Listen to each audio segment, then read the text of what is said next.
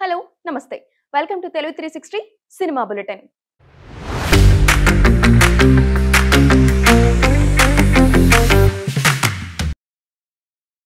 పెద్ది తర్వాత రామ్ చరణ్ సుకుమార్ల కాంబోలో ఓ సినిమా ఉంటుంది. పుష్ప 2 తర్వాత సుకుమార్ చేసే సినిమా కూడా ఇదే కావడం విశేషం.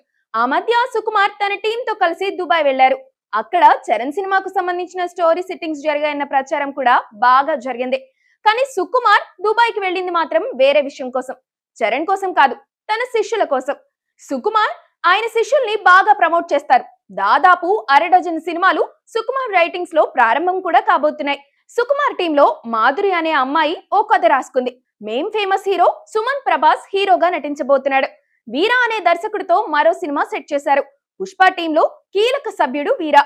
కిరణ్ అబ్బవరం హీరోగా 2026 వేసవిలో ఈ సినిమా మొదలవబోతోంది. ఇవి కాకుండా మరో 4 స్టోరీలు రెడీ అయిపోయాయి.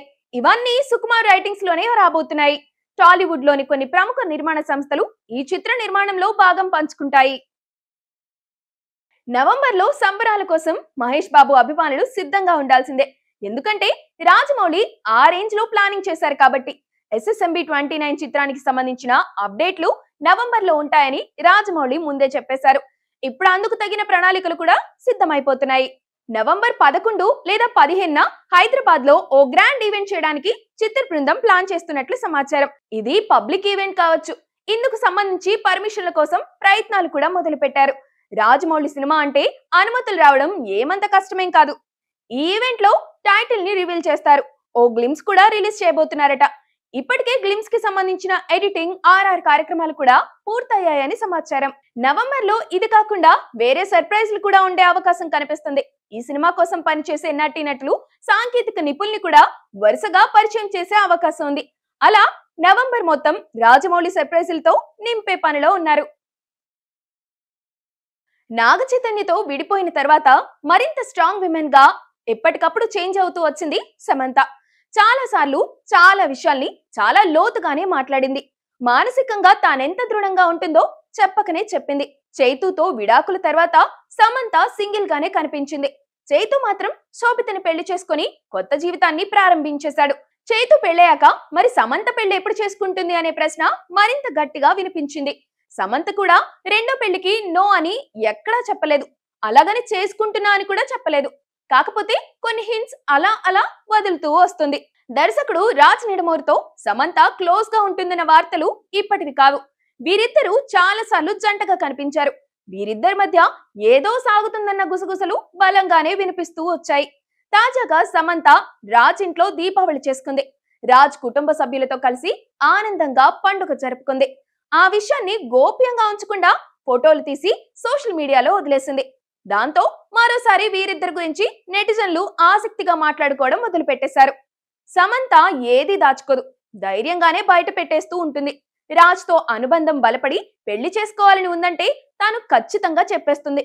కాకపోతే అందుకు తగిన సమయం కోసం ఎదురు చూస్తుందేమో. అందుకే ఇలా మెల్లమెల్లగా లీకులు ఇచ్చుకుంటూ వెళ్తుందేమో.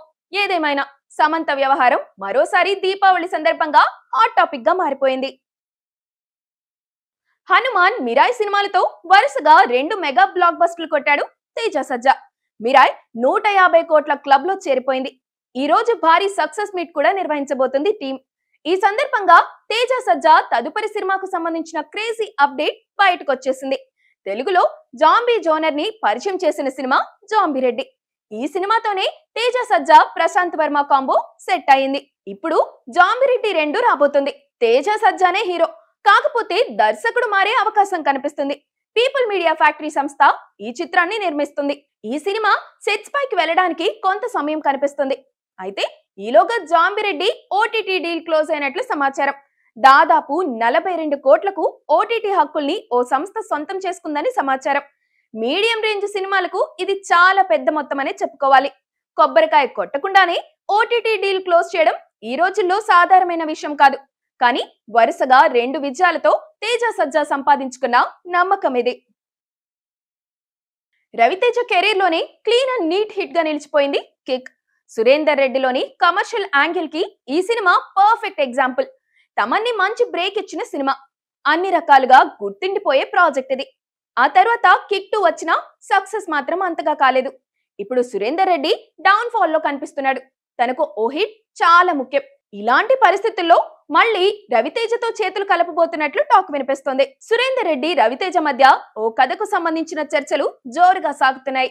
సూరితో మళ్లీ పనిచేయడానికి రవితేజ కూడా ఉత్సాహం చూపిస్తున్నట్లు టాక్. ఏజెంట్ తర్వాత సురేందర్ రెడ్డి మరో ప్రాజెక్టు చేయలేదు. అయితే ఆ మధ్యలో చాలా మందికి కథలు కూడా వినిపించారు. వెంకటేష్ దగ్గరకు ఓ కథ పట్టుకొని వెళ్లాడు. ఆ సినిమా దాదాపు ఓకే అయిపోతుందనుకుంటున్న తరుణంలో వెంకీ త్రివిక్రమ్ సినిమా లాక్ అయిపోయింది. దాంతో వెంకీకి సురేందర్ రెడ్డి సినిమాని వదులుకోక తప్పలేదు. ఇప్పుడు ఇదే కథతో రవితేజతో ప్రాజెక్ట్ సెట్ చేసుకున్నట్లు తెలుస్తోంది. అయితే ఇప్పుడు పవన్ కళ్యాణ్ తో సినిమా కూడా దాదాపుగా ఓకే అయ్యే స్టేజ్ లో ఉంది. రవితేజ, పవన్ కళ్యాణ్ ఇద్దరితోనూ సూరి టచ్ లో ఉన్నాడని ఇన్సైడ్ వర్గాలు చెబుతున్నాయి. పవన్ తో సినిమా డేట్ అవుతుందంటే ఈలోగా రవితేజ ప్రాజెక్ట్ ముందుకు తీసుకెళ్లారు. పవన్ అందుబాటులో ఉంటే ఆ సినిమా సెట్స్ పైకి వెళ్తుంది.